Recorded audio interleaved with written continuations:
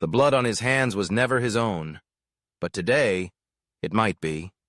Rain slammed against the bulletproof windshield of the presidential convoy as it sliced through the half-awake streets of Ouagadougou. Streetlights blinked like tired eyes. Vendors hunched under wet tarps. Children stayed inside. Even the birds were quiet. The air was heavy, almost biblical, like the sky itself was holding its breath. Inside the lead vehicle, President Ibrahim Traoré sat still, not a word spoken since the motorcade left the palace. His fingers, interlocked tightly, rested on his knee. His mind, though his mind was 17 years away, lying on the blood-slick floor of a makeshift barracks infirmary where a man in a white coat hovered over him with more malice than mercy. That man hadn't tried to save him. That man had tried to make sure he'd never get back up. Today, Ibrahim was going to see him again. Not with an army, not with handcuffs, alone, not for revenge, not even justice. Something colder, something heavier. The convoy rolled to a stop behind St. Michel Medical Center, a hospital that had seen more pain than progress. Peeling walls, flickering lights, and equipment older than democracy. It was here the man had disappeared, working for the state he once betrayed. Ibrahim ordered his security to stay outside. No cameras, no ceremony, just him and the past. He walked slowly, deliberately, down the sterile corridor where even the linoleum tiles seemed too exhausted to shine. Nurses turned, some bowed. One child in the waiting area clutched a teddy bear missing an eye. The president paused. "What's his name?" he asked softly. "Amadou," the girl whispered. He nodded. "He looks like he protects you." She nodded back. "He does." Then she coughed, a sharp, dry rasp. A nurse rushed to her side, but Ibrahim was already moving. Room 403. A metal door. A nameplate half peeled. His hand trembled slightly as he reached for the handle. Not from fear, from the weight. The man inside sat with his back to the door, hunched over a clipboard, gray hair curled at the edges. A bonsai tree wilted on the windowsill. "I wondered when you'd come," he said without turning. Ibrahim didn't answer. The doctor finally looked up, eyes sharp, hollowed by years of sleeplessness. "You were supposed to die that night," he said. "But you didn't." Ibrahim stepped inside, closed the door.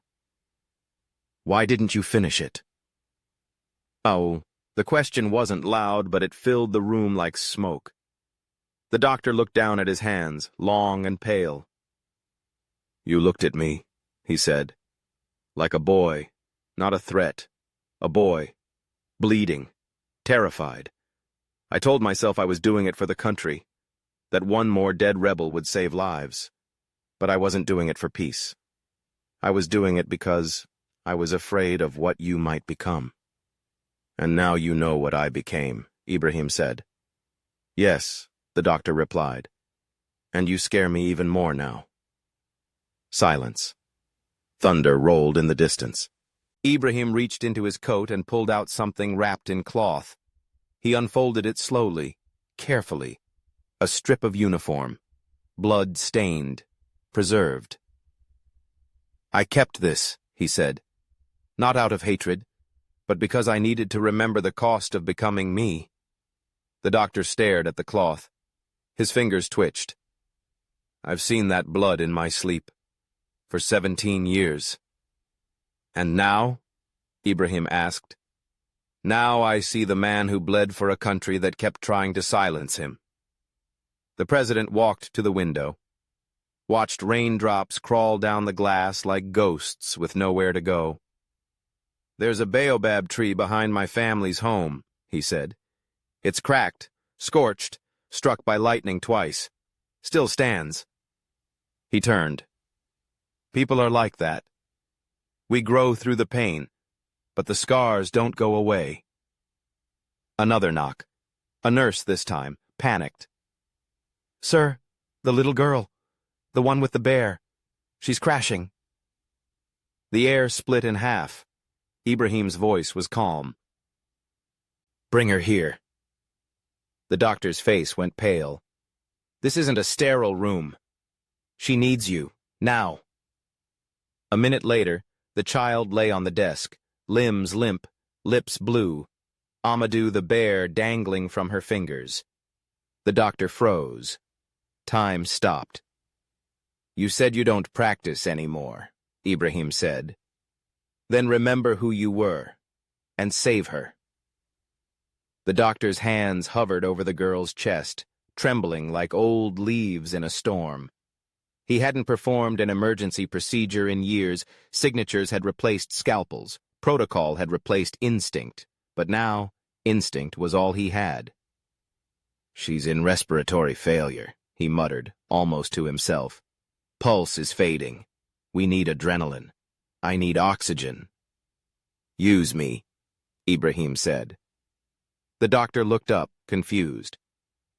Use your hands. Use my voice. Use the moment. Just don't let her die.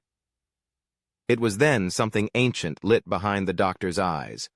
A muscle memory, long buried, surfaced. He grabbed the oxygen mask from the wall. Broken. No time. He tilted the girl's head back, cleared her airway, and began chest compressions. 1, 2, 3. Sweat rolled down his temple. The girl didn't move. He pushed harder. Stay with me, little one. Come on. Amadou's watching. He doesn't want to go alone. Ibrahim stood behind him, silent, a mountain of stillness in the storm. Minutes passed like hours. The room shrank to a heartbeat and 2 fading breaths. And then, suddenly, a cough. A twitch. The smallest, most beautiful sound in the world. The girl's chest rose, shallow but alive. The doctor collapsed into the chair, shaking. The nurse began to cry. Ibrahim exhaled for the first time in minutes. No applause, no cheers, just life, hanging on by a thread, but hanging on. The doctor reached for Amadou and placed it gently next to the child's arm. He stayed, he whispered. Ibrahim walked to him, placed a hand on his shoulder. No words, just presence. Forgiveness wasn't spoken. It didn't need to be. Outside, the rain finally stopped. The light broke through the clouds like an old promise remembered. As they wheeled the girl away, the doctor slumped back into his chair, eyes glazed. She reminds me of my daughter, he said softly. She would have been her age now, if she'd lived. Ibrahim's gaze sharpened. I didn't know you had a daughter. She died in a clinic bombed by men I worked for, the doctor said. Collateral damage, they called it. That was the day I stopped believing in sides. A long silence settled, a silence full of ghosts. We all carry someone we couldn't save, Ibrahim finally said. But today, you saved one. Let that matter. The doctor nodded, but his eyes stayed distant, like they were chasing the image of a girl who never grew up. Ibrahim turned to leave, but before he reached the door, the doctor called out, You're not the boy I saw that night. The president paused. No. He died in that room. You buried him when you didn't kill him. Then who are you now? Ibrahim turned his head slightly, the trace of a smile flickering at the edge of something deeper. A man still figuring it out. He stepped into the hallway, where light spilled like redemption. Nurses and staff stood in silence. No one moved. They had heard. They had seen. And though no cameras captured it, every person there would carry the story forever. A child brought back from death. A doctor reborn. A president who bled once and forgave where the world would have punished. As Ibrahim stepped out into the courtyard, the baobab tree in his memory stood taller than ever, still scarred, still alive.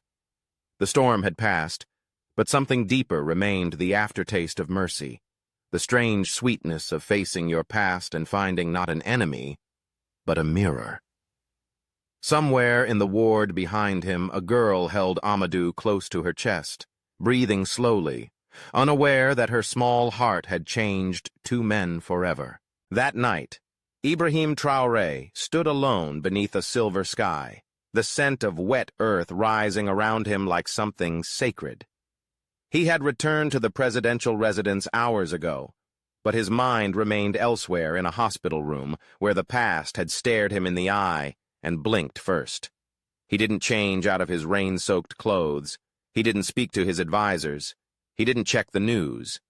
Instead, he walked slowly through the garden behind the palace, toward the old baobab tree planted decades ago by his grandfather, long before revolutions had names and bullets had meaning. It stood just as he remembered it, towering, scarred, silent. He placed a hand on its bark, rough, cracked, warm. His fingers traced the grooves like reading a story in a language only pain could write. He closed his eyes and exhaled. In that moment, Ibrahim wasn't a president. He wasn't a soldier. He wasn't the boy who bled or the man who survived. He was simply a human being, grieving what he never got to understand and learning that sometimes healing doesn't roar. It whispers. A breeze stirred the leaves above him. The stars, long hidden, blinked awake like witnesses returning to a courtroom.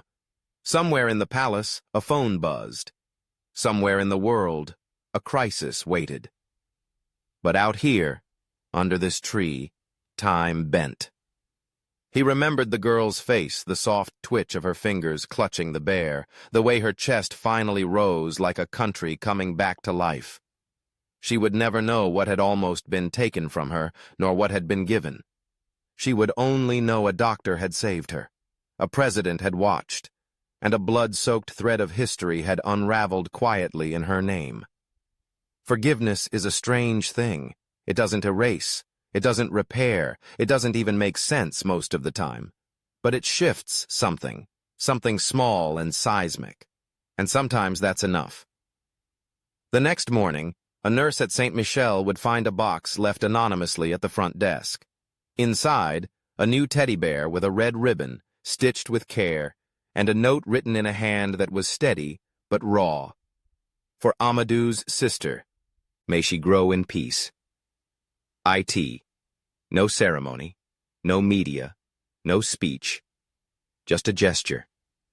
Quiet, like a prayer.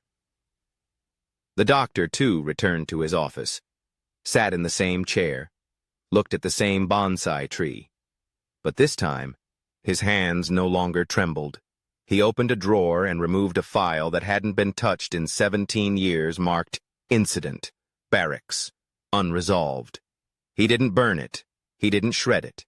He simply folded it once more, sealed it, and walked it himself to the archives. It no longer needed to live in reach. That night, for the first time in over a decade, he slept. And the world? It kept spinning. As it always does, crises unfolded, politics played its endless chess game, but something had shifted in a place no headline would cover. A child had been saved, a man had found redemption, and another had chosen mercy over memory. In Burkina Faso, the rains eventually stopped. The earth grew again, and under the baobab, a president stood quietly from time to time, not to speak, not to lead, but to remember what it means to choose humanity when history demands vengeance. For some, that moment passed unseen. But for those who knew, who had felt it in the hush of hospital corridors or the weight of a scar on old skin, it would echo for years to come, not as a triumph, not as a legend, but as something softer, something real, a story. And like all stories worth telling, it didn't end in thunder. It ended in silence. And in that silence, something bloomed.